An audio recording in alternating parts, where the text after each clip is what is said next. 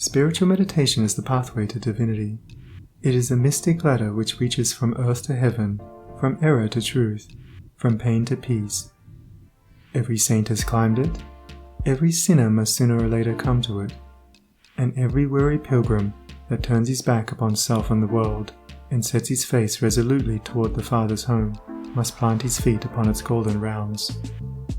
Without its aid, you cannot grow into the divine state, the divine likeness, the divine peace, and the fadeless glories and unpolluting joys of truth will remain hidden from you.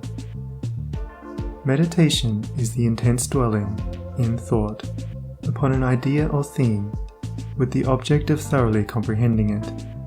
And whatsoever you constantly meditate upon, you will not only come to understand, but will grow more and more into its likeness, for it will become incorporated into your very being, will become, in fact, your very self. If, therefore, you constantly dwell upon that which is selfish and debasing, you will ultimately become selfish and debased.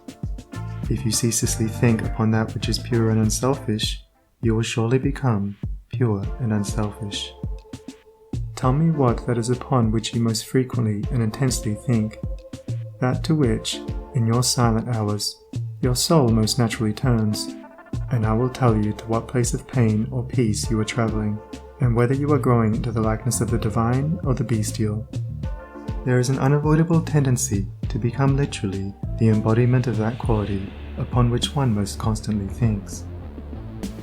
Let therefore the object of your meditation be above and not below, so that every time you revert to it in thought, you will be lifted up. Let it be pure and unmixed with any selfish element. So shall your heart become purified and drawn nearer to truth, and not defiled and dragged more hopelessly into error.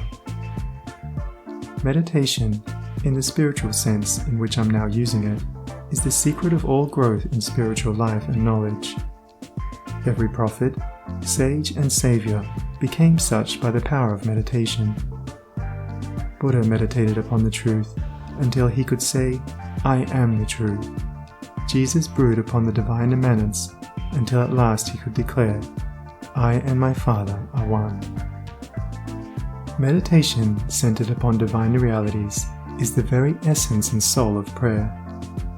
It is the silent reaching of the soul toward the eternal. Mere petitionary prayer without meditation is a body without a soul, and is powerless to lift the mind and heart above sin and affliction. If you are daily praying for wisdom, for peace, for loftier purity, and a fuller realization of truth, and that for which you pray is still far from you, it means that you are praying for one thing while living out in thought and act another.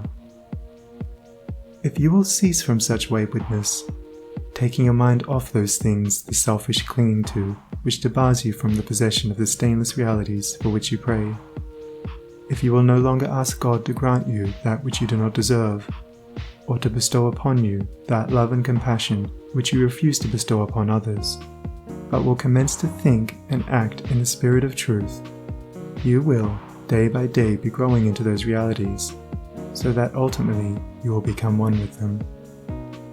He who would secure any worldly advantage must be willing to work vigorously for it, and he would be foolish indeed who, waiting with folded arms, expected it to come to him for the mere asking.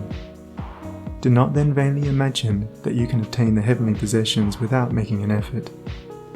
Only when you commence to work earnestly in the kingdom of truth will you be allowed to partake of the bread of life. And when you have, by patient and uncomplaining effort, earned the spiritual wages for which you ask, they will not be withheld from you.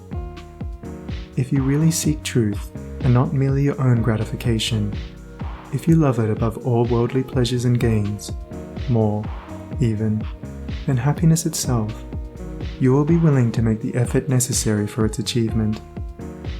If you would be freed from sin and sorrow, if you would taste of that spotless purity for which you sigh and pray, if you would realize wisdom and knowledge, and would enter into the possession of profound and abiding peace, come now and enter the path of meditation, and let the supreme object of your meditations be truth. At the outset, Meditation must be distinguished from idle reverie. There is nothing dreamy and unpractical about it.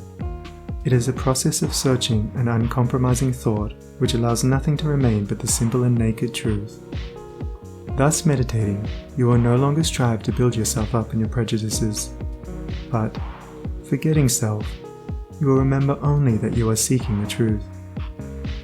And so you will remove, one by one, the errors which you have built around yourself in the past, and will patiently wait for the revelation of truth, which will come to you when your errors have been sufficiently removed. In the silent humility of your heart, you will realize that there is an inmost center in us all, where truth abides in fullness, and around, wall upon wall, the gross flesh hems it in. This perfect, clear perception which is truth, a baffling and perverting carnal mesh blinds it, and makes all error, and to know, rather consists in opening out a way whence the imprisoned splendor may escape, than in effecting entry for a light supposed to be without. Select some portion of the day in which to meditate, and keep that period sacred to your purpose. The best time is the very early morning, when the spirit of repose is upon everything. All natural conditions will then be in your favor,